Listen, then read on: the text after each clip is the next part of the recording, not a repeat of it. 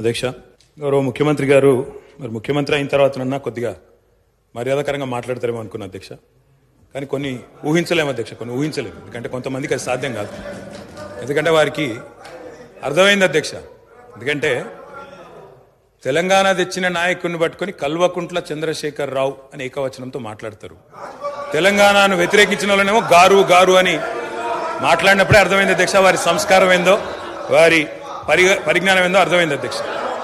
అచ్చోసిన ఆంబోతు, ఇది ఒక ముఖ్యమంత్రి మాట్లాడిన మాట. అచ్చోసిన ఆంబోతు అధ్యక్ష. ఎవరు అధ్యక్ష అచ్చోసిన ఆంబోతు?